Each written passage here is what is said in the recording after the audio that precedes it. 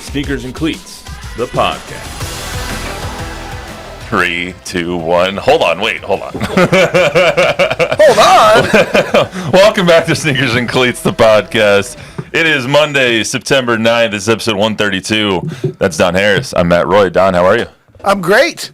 Good to go? Happy Monday. Yeah. Yeah, it's football season. Heck of a weekend we had. I love football season because it's a routine. You know what Thursdays are with TNL. You know what Fridays are with Friday Night Fever. You know what Saturdays are with college football. Sundays, NFL football. And then Monday, Tuesday, Wednesday, We get to talk about it. we talk about it. Yeah, we hype them up. Absolutely. Break them down. Monday morning quarterback. And there's a lot to break down this week, especially after what we saw on Saturday from UTSA, or didn't see from UTSA, and on Sunday from the Cowboys, and what we didn't see from Bob's Browns over there. Sorry, Bob. But hey, the Broncos lost too, so we're in the same boat. Before we get started, I just want to remind everybody to subscribe to the YouTube channel, both News 4 and Fox SA. If you are so inclined, download, rate, review the podcast wherever you get your podcasts.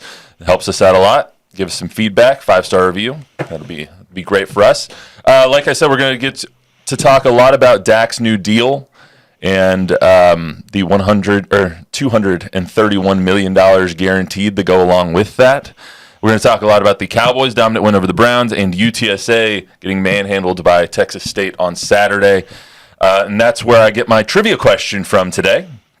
UTSA's 39-point loss to Texas State. Wow. The worst in the Jeff Traylor era, the worst loss in the Jeff Traylor era, that is. What is the second biggest loss? Point total. Point differential. Second biggest loss in the Jeff Traylor era. This is his 5th season with UTSA. So you got. Give me the answer? No. You can answer now, or we can wait until. I'm going to think about it. All right. Let's think about it. We'll get to that in a second. I want to get to Dak first. So we'll talk about the Cowboys-Browns game here in a second. But the fact that the contract is signed, or allegedly is signed, or is finalized and agreed to 5 hours before the game was even more interesting to me. So 4 years, $240 million for Dak Prescott, $231 million guaranteed, $1 million more than Deshaun Watson's record-breaking deal a couple of years ago. That looks maybe like the worst contract in all of football right now with the way he's playing. Deal was agreed to about 5 hours before kickoff, ties the Dak to the Cowboys through the 2028 season. And his ABV now is $60 million a year, which is also the most in history. Before we get started here, Don, let's hear from Dak and Jerry first. No, I'm happy that it's done. This was a time when it was right there for us to do. We were all set to go, and that's so critical. I've seen so many things that were worthy of doing that weren't done because you missed the timing to make it happen. And opening day up here against Cleveland, this was a great time to make it happen. What it means is a big commitment to the next 5 years, to our future, if you will. There's a lot of me that thinks I'd hope Dak is our quarterback for the rest of my time. So, and that's not just limited to the terms of this contract either. But I've got a lot of confidence in him. He's got a lot of, brings so much to the table. Any negotiations. I mean, one side wants something, other side wants this, and then obviously you got to get it and you meet in the middle, and that's what we did. Something that works for everybody. I'm just proud, just happy. It's done. I'm proud of my agent. Todd did a great job. Steven and them did a great job. It works for everyone. When you look into the details, it works for everyone, and understanding where this cap is going. I'm just excited. As I said, it's behind us, and we can focus on winning games.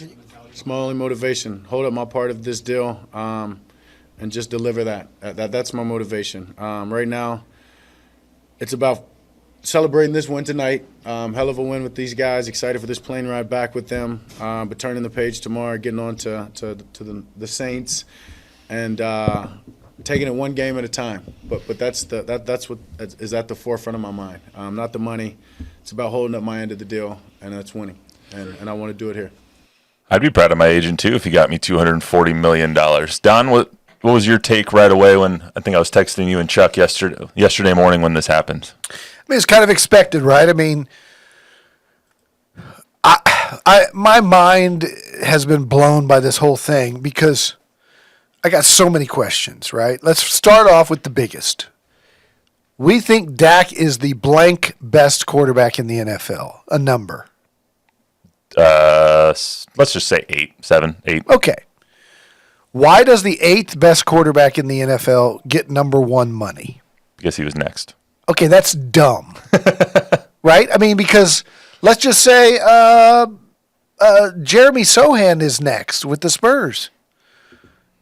His contract's going to come up. Does he get more money than Wemby? Does he get more money than LeBron or Steph Curry because he's next? Is Jason Tatum the best player in the league? He's getting the best player money. Jason Tatum is a champion and a all-NBA player. He's a top 3 or 4 player, and he's young. And I can see that. That makes somewhat sense. That makes more sense for him to get more money than Steph because Steph's on his way out. Dak Prescott making more money than Patrick Mahomes is outrageous. Making more money than guys who even have more playoff wins. Anyway, it's the way it works, right? He's next. I think that whole thing is really stupid. My second question is, what happened to all in? Certainly we'll all in on this season. I want to have a carrot out there. He may get a contract. He might not. He might get hurt. Might be based on his level of play. All the lies that Jerry told all preseason I know it was a negotiating ploy, but it was like, we're going to wait and see. We're going to make him earn it. We're going to put a carrot out there. I want pressure to be on McCarthy and Dak. CD they had to pay. We get it. He would have not played. He would have held out because he had no guarantees. And then the third biggest question is the one you guys know how I feel about Dak Prescott. He's going into year 9. He hasn't ever done anything. And so forget regular season wins. When you're the quarterback of America's team, only one thing matters: Super Bowl championships. If you want to be Roger or Troy and get the number 1 money, you have had to have won. Jerry just guaranteed that the Cowboys will not win a Super Bowl for the next 5 years. And that's a big statement, but I don't think you're wrong. He's a loser. He chokes in the playoffs. There's nothing that makes me think he's going to lead them to a Super Bowl. And I would have moved on. I know about the dead cap and all that kind of stuff. I would have moved on. I get the argument that he's your best chance based on what else is out there, but your best chance is no chance. Because when he's going to be great, he's going to be a leader, he's going to win you 12 games. There's a lot to like about Dak Prescott.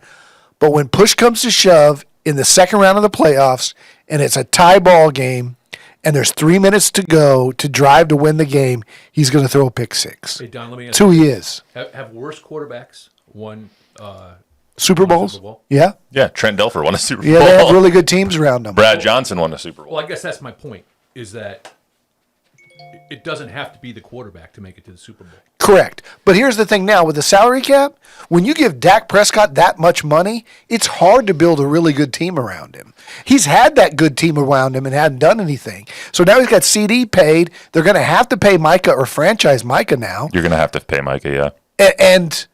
And so what else? That's what Jerry said all preseason was, how much of a roster can you build around a guy when you pay him $60 million a year? I mean, right now he's going to be making, as of next year, he's going to be making 25%-ish of the salary cap, depending on what the cap is next year. Look at all the money the Browns spent on Watson. Yeah? Do you know who has the second most salary cap right now? Who? The Browns. No, there's only one team that I think is New England that has more salary cap than they do. Room. Right now. Yeah, room, exactly. So, when they restructure these contracts, they give them all the money up front. They push it out year.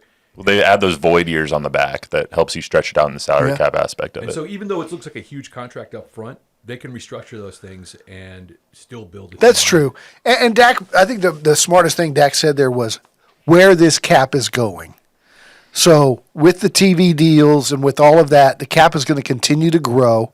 $60 million may not seem that outrageous because whoever's next after this, whether that's Herbert or whoever, they'll get 61. Herbert's already been paid. It's going to be one of those younger quarterbacks, the guys who have been drafted in the last couple of years, C.J. Stroud's. C.J. Stroud will get 265. Yeah, or whatever. I mean, when you look at it, 60 a year is objectively ridiculous for anybody. Especially when you're looking at the previous high on the contract was 55. So you basically blew the previous high out of the water with giving someone $60 million. Who was making 55? A few of them. Herbert. Watson. No, Watson's not at 55. He's a little bit below that. Objectively, what do you mean objectively? Burrow's making 55 as well. When you say objectively, I mean, a guy gets paid. It doesn't. There's no one that's to say that they're getting paid too much or too little. Right. No, I mean, I'm just saying, like, when you look at where the cap is, when you look at where the cap might be going, $60 million is still either 25%, 20% of your cap. It's still a lot of your cap space. That's what I'm saying is if Dak was making 15 to 18% of the cap, okay, I get that for a star quarterback. But 25%, it's hard to build a winner around him. There was they have a chance to. I was really impressed with Overshone and the Carson kid, the 21. Jalen Carson. Yeah, I think that's what you're going to have to do. You're going to have to continue to live on rookie contracts with everybody else. But you're not going to be able to keep those rookies when they come up. Like no, you have to let them Overshone, go. You're going to have to let them go and get new rookies. And do it again. Yeah, DeMarvion Overshone's not going to be on this roster for 5-6 years because that's just he's not. They can't pay him a second contract now. Like once Zach Martin goes, maybe you can move Zach Martin's money over to a guy like Tyler Guyton or whatever you need. Or once Terrence Steele is done, you can move his money to a Cooper Beebe or whatever the case is. But you can't add those key players anymore the way you used to be able to do it. Like when Dak was in his first 5 years, he was on that 4th round contract money. You could put an Amari Cooper around him. You could put those guys around him, and now you're living on the razor's edge of talent here. So it just doesn't make a lot of sense. Well, and that's why it's so important that guys like BB and Guyton have come through for Dallas. I mean, those look like really good acquisitions that are dirt cheap, right? Yeah, I mean, and they're really good at drafting. Now. They're very good team at drafting and developing their talent. They're extremely good at it. I think if your guy's in year 5 and he's the 8th best quarterback, you can give him that next money, $60 million. But in year 9, I don't know. I think there's injury concerns, and most of all, I think there's clutch concerns. He's just not clutch. There's a lot of mobility concerns too. He's not as young as he used to be. He can still run a little bit. I don't mean to hate on Dak. Dak's a very good quarterback. He's a very good quarterback. He's a 6th, 7th, 8th best quarterback in the NFL. He gives you a chance to win in the regular season. I just don't think he has the clutch gene. Let me ask you this: Jared Goff or Dak Prescott? Who do you want? I don't know. I think Goff is kind of the same guy, right? He's kind of the same guy. I mean, he got to the Super Bowl. Yeah, no, he didn't. Yes, he did. He got to the Super Bowl with the Rams. Oh, okay. I was thinking with the Lions. I'm locked there. I was thinking about the Rams last year. They were up 24-7 in the NFC Championship game and lost to the Niners. You mean the Lions? The Lions lost to the Niners. Yeah. And so I kind of see him similarly to Dak in as far as the clutch gene thing goes, but he's probably younger, right? Yeah, he's a little bit younger. Yeah. I would take Goff. I would take Goff over Dak. Yeah. I like Goff a lot, but I also like their scheme a little bit more. Overall, when you look at this, though, it's just like, why did this take so long? Is also my question. Like, why did we have to wait until Sunday, 5 hours before the game? He gave him everything he wanted. Who caved? Jerry or Dak? Because what I heard an interesting point this morning from our guys over at San Antonio Sports Star. They think that Dak caved. How so? Because their theory was that this is the deal that's been on the table for a while. So why is it just signed now? Because if you're Jerry, you're going to offer him a little bit more than Deshaun Watson, $231 million guaranteed, as opposed to $230 million guaranteed for Deshaun. You're going to give him the $60 million a year because that's what he would have commanded on the open market anyway, or even a little bit more. You have to pay it now. Jerry yes, you did, because you were going to end up paying more on the open market. But my point is, this could have been done 8 months ago. Exactly. And if you think Dak Prescott caved, the guy got an $80 million check cash this morning. $80 million. Yeah, he's gonna be buying Rolexes for his entire and team. $260 million. Dude, the moment that is offered, you take it. I don't think What difference does it make? Like, what difference does it make if it was 8 months ago or yesterday? because 8 months ago you might have gotten him a little bit cheaper. You think? Yeah. Because Joe Burrow's deal wasn't done yet. Tua's deal wasn't done yet. All these other deals weren't done you have yet. cleared more cap space to add players around him had you done it Yes, earlier? because you could have changed. Because it changed. Actually, I don't know about that. Because the year as we currently sit, he's playing out the last year of his current deal before this one kicks in. The idea to me that Jerry Jones said, "Hey Dak, I'll give you $60 million a year, 261 total, $80 million right now. Let me think about that for 8 months." That idea just doesn't float in my head. I just can't. I can't get my head around it. Well, then I would go, "Where's the pen?" Well, then it's another instance of Jerry caving, as he always does. That's what I think. So what's the alternative? Like, let's say you didn't want to sign Dak for this huge contract. What do you do? I actually saw How do something. you go about? I saw something hilarious on Twitter, and it was that Jerry saw how bad Shadur Sanders played against Nebraska, and so he offered him a little bit more money to Dak. My mind has always been this. Let him play the season. If he hits the open market, you're Jerry Jones. You can match any offer. He's never going to leave. He's never going to be mad enough to go to the Jets because it's the star on the helmet means that much. And you can match dollar for dollar. And even if he had his feelings hurt, he would stay a Cowboy. And if you offer him that, if he wins you a couple of playoff games or goes to a Super Bowl. But if he does what he does against Green Bay in the first round at the end of this season, then you eat the $40 million, just like the Packers did when The Broncos are doing right now. Yep, and you eat the money like the Packers did with Rodgers and the wide receiver Adams. Mm-hmm. And you go out and you do what Tampa Bay did. You get a Baker Mayfield on a 1-year, $6 million deal. You get a guy and you start over and you eat the money. But to extend Dak for another 4 years, I get it. He's a good leader. People love him. He's good. But I just don't. I think you sealed your fate as far as your ceiling. You're going to make the playoffs. You're going to be okay. But you're not going to beat Patrick Mahomes in a Super Bowl. I think that this was Jerry saying he wants. Like, I think Jerry sees his own mortality, and I don't know Jerry. So this is just me guessing. But I think Jerry sees his own mortality and sees, okay, what is my best chance to make it back to the mountaintop before I give it everything over to Steven? And his best chance to make it back to the mountaintop and win another Super Bowl isn't getting a rookie quarterback, isn't getting a Baker Mayfield, isn't getting a Geno Smith. It's signing Dak, who is a top 10 quarterback, and hoping beyond all hope that he breaks through. Right. And I think that's what this was. It's him saying, I'm giving you 4 years to break through this glass ceiling that the Cowboys have been on. Yeah, I agree with that. And as I said, it's your best chance, but it's no chance. It sucks that it's your best chance. What's up? Tom Guerrero is in the house. Hi, Tom. And Shout out Tom Guerrero. He's got a comment. Okay. He says Jerry Jones waited to sign Dak to keep the Cowboys on everybody's radar. That's all sports talk shows did, is talk Cowboys. Jerry was promoting Cowboys. Could be. That's a guy from the business office. Could be. Jerry's a genius. I do also think that just a little bit that it was signed on Sunday morning just as like an FU to Deshaun Watson before you would go out and kick his ass, get in his head a little bit, because it was like $1 million more. You no longer have that title either. We're going to take that away from you.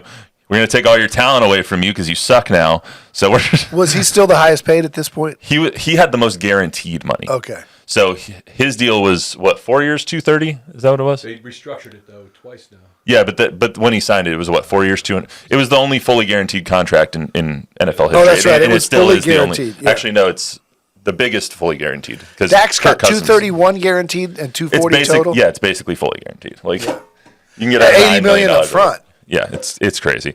All right, let's get to the $80 million. By the way, is the only number that matters, because if he snaps his ankle next week, the 230 goes out the window. No, it doesn't. It does? 230 guaranteed means 230 guaranteed. Okay. So if he snaps his ankle next week and can never play again, he's getting $231 million. The only thing that they can get out of is the 9 that isn't guaranteed. Let's get to the actual game to Bob's dismay. Hey, by the way, can we start with the Cleveland Browns turf? That looked like a Super Bowl field. Isn't it grass? It's grass. Yeah, it's grass. natural grass, but it looked like it had been painted with the seeding. You know, when they seed like at the highways and Yeah. they paint that stuff down. I mean, it was really, really short and really beautiful. The way the paint job was, it looked like a Super Bowl. It was really well done. But you saw guys slipping early, and part of that was, I think, the paint. You saw a lot of people slipping all over the league yesterday. I don't have any inside in the field. And what's the Other new than I hate logo? I hate that brownie. Yeah. I hate it. That's I don't know too why they big. Is it a do little I hate gremlin? it. What is It's a that? brownie. Is it what the That's hell is that? Yeah, a little gremlin. Whatever. Yeah, it's too big. It's like not Too big. Too big. So obviously the Cowboys won 33-17 as a late garbage time touchdown by the Browns to kind of make it a respectable looking score. It was not even that close on the field. It was 20-3 at halftime. a boat race. Cavante Turpin runs back a punt in the third quarter. Only a matter of Early time. in the third quarter, 2 more field goals, and that was all she wrote. How about the leg on? On Brandon Aubrey. Brandon Aubrey. Dude, that kid, they found gold in Brandon Aubrey.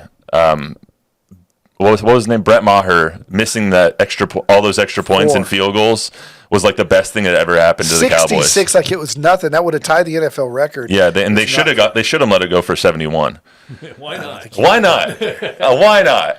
But anyway, what impressed you the most besides the leg of Brandon Aubrey in that win yesterday?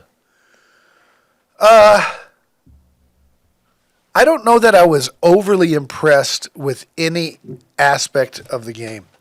Zeke ran better than I thought he would. Dak was Dak. He was consistent. They have a number of receivers.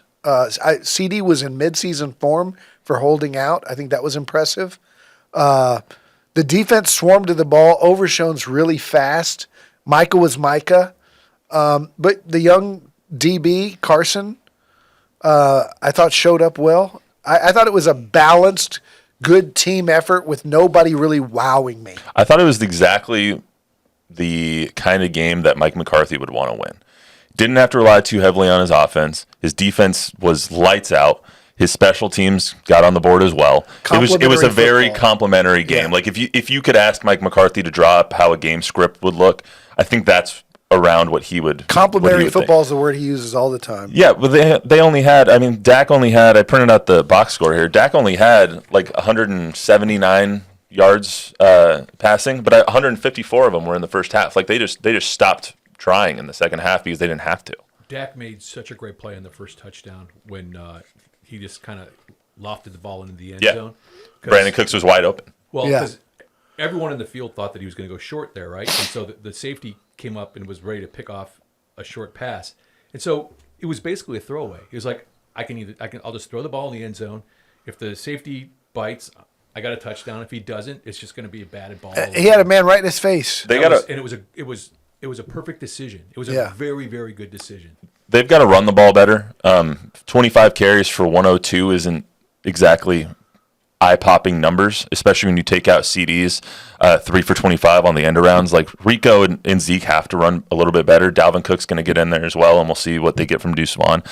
I thought the offensive line looked really good, especially with the new guys up front. Having to deal with that defensive line in your first game ever. And They protected a lot better than I thought they would. And you put up that performance. I thought that was really impressive. But when it comes to the defense, Eric Kendricks, the one signing that the Cowboys had this offseason was phenomenal. Yep. He had, 2 sacks, an interception. He was all over the field. DeMarvion Overshown, who I had a lot of questions about just if he could, if he's going to be an all-pro. He is so good. He's going to be an all-pro. Oh, my God. But we knew that when he was at Texas. Yeah, but, I mean, coming off the injury, you never really know how someone's going to respond. We saw with Michael Gallup. Like, he was just never the same player again. Yeah, it's true. So we didn't know how Trayvon Diggs was going to come back, how DeMarvion Overshown was going to come back. Both of them played phenomenally. And Plus, so, if DeMarvion Overshown might be the best middle linebacker they've had since the kid from Notre Dame. Why am I forgetting his name? They tore up his knee in the Fiesta Bowl. Jalen. I don't know why I'm forgetting his name, but best middle linebacker that they've had in a long time. I like the way I've always thought that moving Parsons all over the place was stupid, and they just kept him right over the weakest part of the Browns' offensive line all day, and he just destroyed it. Micah wreaked havoc, man. Over and over again, and that's like the maximum use of your personnel right there. And I thought it was so smart. Don't why be fancy? Just Zimmer was good. I thought that Zimmer and Mike McCarthy had a very, very good game plan coming into this game, and I was impressed. I picked against the Cowboys on the podcast on Thursday. So did Chuck. We both thought that it was going to be a low-scoring 3-point Browns win because they're just so good at home. They were 8-1 at home last year. They only allowed less than 14 points at home last year. Yeah, they confused Watson. Yeah, and Deshaun Watson, that's the other main takeaway. It wasn't about the Cowboys. I think it was more an indictment on how horrible he looks. He looks like a bottom 12 quarterback right now, and he's getting paid top 10 money. There were open receivers all day. It wasn't like there wasn't somebody open. I think his shoulder was a little stiff. He might need He got sacked 6 times. He might need a massage. Is that what you're saying? I was texting my brother and my friends. We were all hoping for an injury. Dude, we wanted to get to the second. he looked like he forgot that he used. We can get there. He looked like he forgot that he used to be a top 5 quarterback. Like, what happened to him? He can't see the field. He just can't see the field, and he's not feeling pressure right either. He kept bailing out of the pocket for no reason. Yeah. Like running in the pressure. It was not impressive. One of the most impressive plays of the entire game was DeMarvion Overshown's sack. His closing speed. He was shot out of a cannon. Oh, right? my God. I think he had 11 tackles, 12 tackles, something like that, and then that sack. That sack was so impressive to run him down. Can I tell you a story that just make you smile? Absolutely. And then we're going to move on to UTSA here in a Okay. second. That kid's from Arp, Texas. Population 637. He wears a cowboy hat. He rides horses. And after they beat UTSA 2 years ago, he got ejected in that game for a helmet-to-helmet on Frank Harris that was unintentional. And Jack Green and I are walking to the parking garage after Texas UTSA 2 years ago. And he's standing at the elevator with his family, his mom and his 2 sisters. And he's wearing that cowboy hat. And I said, "Are you Zero?" And he goes, "Yes, sir." I said, "You're a heck of a player, Zero." He said, "Thank you, sir." And then he goes about, I said, "This your family?" He goes, "Yep, they came down from Arp." He goes, "We're from Arp, Texas." And he got this big smile on his face. He engaged Jack Green. He engaged me. He was the nicest kid. Just so personable, not like you would a normal college student would be. Very mature beyond his years, very engaging, friendly, smiling. I've been a fan of Overshown ever since. He was just a really likable kid. He did an event down here in San Antonio last year, I want to say, right after he was drafted. And Out in Bernie. Yeah, maybe in Bernie, I think, or maybe it was up I-35. I'm not sure exactly where it was. But he did a meet and greet with a lot of fans, and that was kind of Chuck's takeaway from him as well, is that he was just a genuinely nice person. Great kid. Rooting for him. All right. Cowboys are moving on next week. They're going to play their first home game against the Saints. I think Zach will be up there. Saints were good. Yep. I might have bet on the Panthers yesterday, and that bet was dead pretty soon. Bryce Young might be worse than Deshaun Watson. I don't really know. I think that's a competition that I would want to see. Anyway, so they play the Saints 12 o'clock next Sunday, so we'll see what happens then. Let's get to UTSA real quick. So back to our trivia question. UTSA's 39-point loss to Texas State was the worst loss in Jeff Traylor's UTSA career. What is the second biggest loss? I can't think of any really big losses, so I'll say that UT lost 2 years ago. Yeah, that was a 21-point loss, and as you remember, I think you were there. They were competitive throughout the third quarter, and then UT ended up running away with it. It was actually last season against Tennessee. Oh, I don't even remember that game. Yeah, Tennessee 45, UTSA 14. UTSA. And they were competitive in that game. They were competitive early on, and then Tennessee just wailed on them late going on. No Frank Harris in that game. No, that was the end of the Frank Harris injury right there. That was his last one. I think Eddie Lee started that game, actually. And then they went to Owen, and Owen completed 15 balls in a row. Did he? Yeah. I'm looking right now. Yeah, Owen was 18 of 20 in that game. Eddie Lee was 12 of 21 in that game. Yeah, Owen looked really, really good. His QBR was 81.5, it looks like. But anyway, yeah, that was the biggest loss of the Jeff Traylor era. But the loss to Texas State, we're going to get into that right now. The loss to Texas State was the biggest of the I-35 rivalry. It went from I-35 showdown to I-35 beatdown within like 0.2 seconds in that game. You could kind of tell it was coming if you were just watching the game. Once they got that pick on Jordan McLeod on the first possession, on Texas State's first possession, you were like, okay, they have some momentum. They're going to go in, get this score. They're going to start this thing off right, 7-zip. I think they go 3-and-out right after that and miss a couple of plays that they should have hit. And Jeff talked about it a little bit today. But you could just tell that the snowball started rolling as soon as they got stopped on that fourth down. And once the snowball started rolling downhill, it did not stop. No. Just give me your initial takeaway from the game. And then I watched the first half, and then we had dinner planned, so I had to leave. But you really didn't need to see the second half anyway. It was the Kennesaw State concerns are real, and that is they can't run the football. No. And you can't move the football if you can't run the football. And they've got to fix that. I think they can. Look, I'm a Jeff Traylor believer, and I think that this team will still contend for the American. They're young. They're playing against experienced bodies. And I think before we panic and say UTSA's awful, we got to tip our cap to G.J. Kinney and the recruiting that he's done at Texas State. They might beat your Arizona State Sun Devils this week. They might. Well, they're really good. I'm still flying. ASU just beat an SEC opponent for the first time in program history. Really I'm flying high right now. Now you're trying to tear me down. And so Traylor's got players. They're just young players and they're inexperienced, and they had a bad game. They had a really bad game. I think it was a combo of that. It was a combo of UTSA playing one of the worst games they've played under Jeff Traylor, and Texas State came in and played one of the best games they've played under. And as a whole season, they were fired up. And the atmosphere. And GJ said that afterwards. He's like, we build this roster to beat UTSA. Yeah. So let's hear from Jeff today. This is a little bit of what he said during his media time. They did a great job. They did. They did a really good job. So they outplayed us. They outcoached us. They physically whipped us, and they deserved to win the ball game. I mean, both those kids are good quarterbacks. We got to help them better. You got to be able to run the ball. You got to protect them better, and when they throw it out there, you got to catch it. I mean, you got to have that catch coming out of your own end zone. It's just a play that's got to be made, and you got to have a catch on the glance route in the end zone. Those are catches that have to be made. This is a team game, and we're not doing enough to protect them. We're not running the ball very efficiently, and we're not catching it when they throw it. We just didn't play well, and we got to help both those kids. Both those kids referring to Owen McCown and Eddie Lee Marburger. He did announce that Owen McCown will be the starter again versus Texas. I don't know whether that's a punishment for him or whether or not, because that's going to be a rough one. Even though we did see Northern Illinois beat Notre Dame as 28. No. This is not Northern Illinois or Notre Dame. Hey, I'm just trying to hope. All right, Texas, a little bit of hope. Texas might beat the Browns. They're 30.5-point favorites in that game. 30.5. That was the opening line. As far as what he was saying about helping the quarterbacks, they can't run the ball at all. They have 3 running backs who are good, but they're the same exact running back.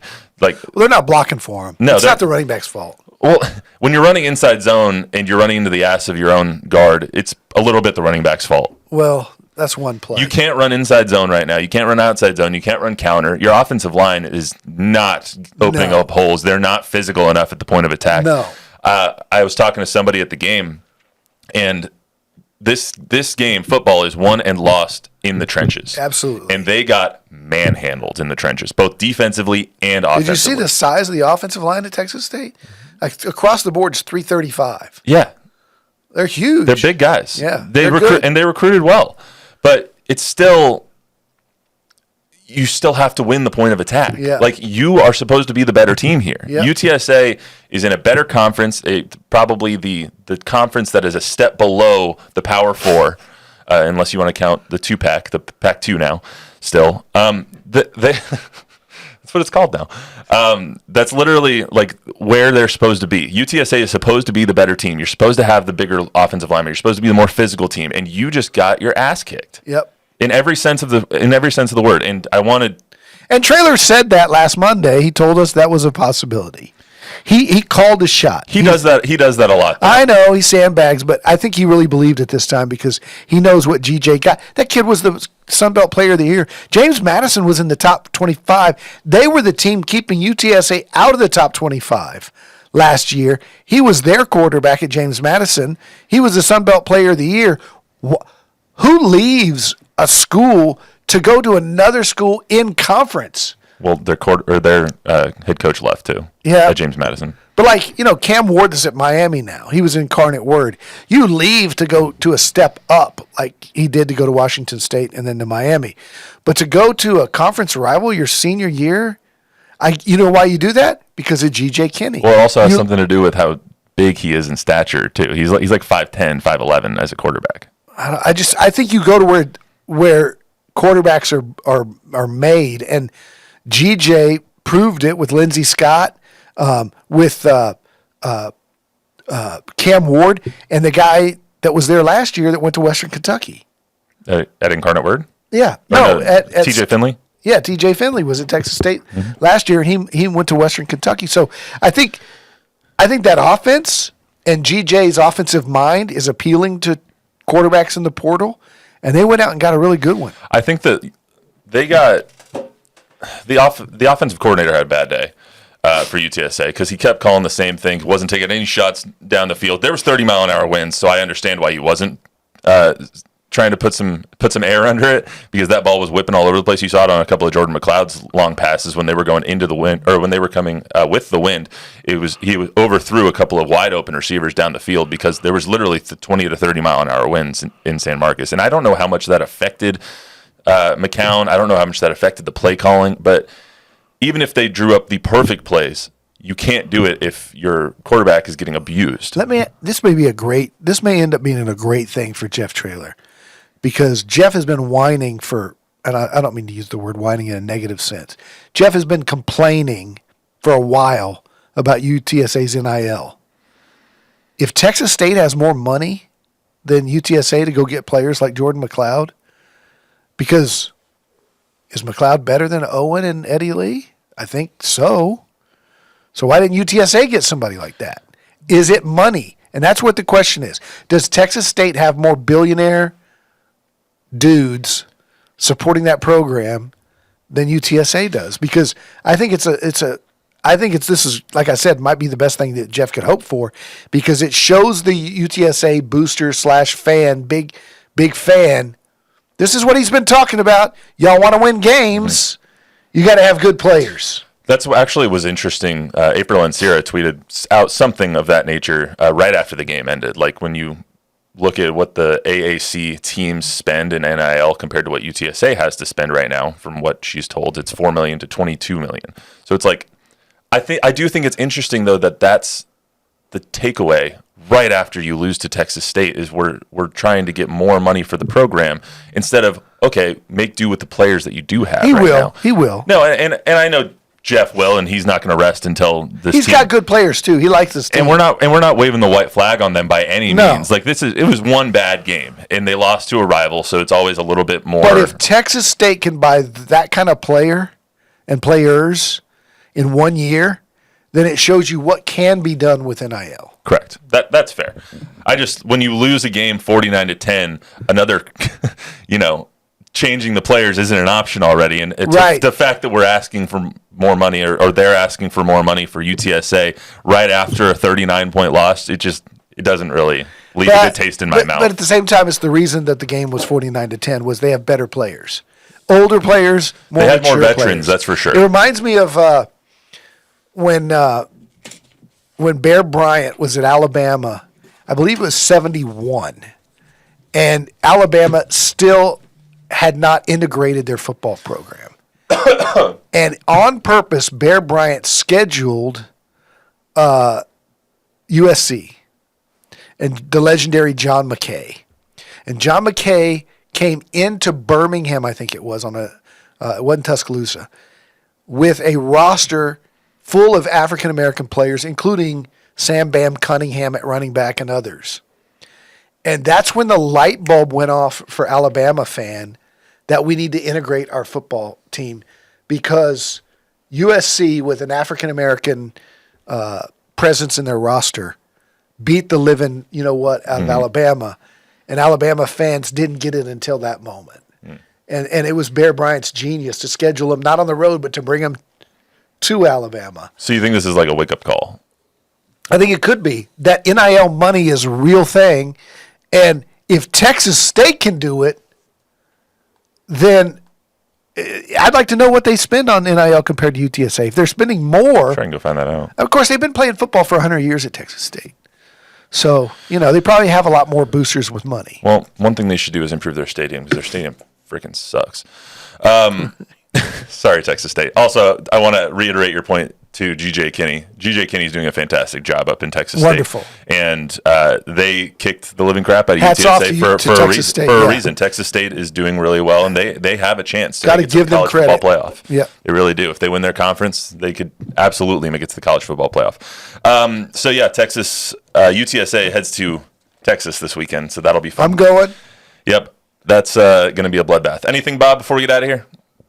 You want to cry one more time over your Browns? One thing that was eye-opening, if you look and you watch, there's a little replay in the Browns game where Petonio is down on the ground and Watson goes to give him a hand to pick up, and Petonio knocks him away. And I think that tells you all you need to know. Wow. I didn't even mention Bo Nix on this podcast until right now, so that's pretty good of me. Did you see the Ohio State game? I did see congrats to James Peoples, by the way. Another touchdown for him. Another touchdown? Another touchdown, game 2. Hey, and we didn't talk enough about Texas, Michigan. That was An ass kicking. that was awesome. That was just great college football. The uniforms, the helmets. Great college football. No, the atmosphere. Oh, the atmosphere. The two teams played only for the second time in the big house with those uniforms, those logos, those helmets, that iconic energy around that game. and then Quinn Ewers is just poised, man. I was having this argument with a buddy of mine the other day. I think Texas is the best team in the country. Texas wins the national championship. I'm calling my shot right now. It only took you 2 weeks. Yeah. All right, that's all we got for you on Georgia and Ohio State, huh? That's all we got for We're you gonna today on find the out. Sneakers and Cleats podcast. Remember to download, rate, review, subscribe, give us a 5-star rating, tell a friend, tell an enemy. Chuck and I will be back on Thursday. He's going to get some sleep after his travels to Cleveland. So we'll see everybody then.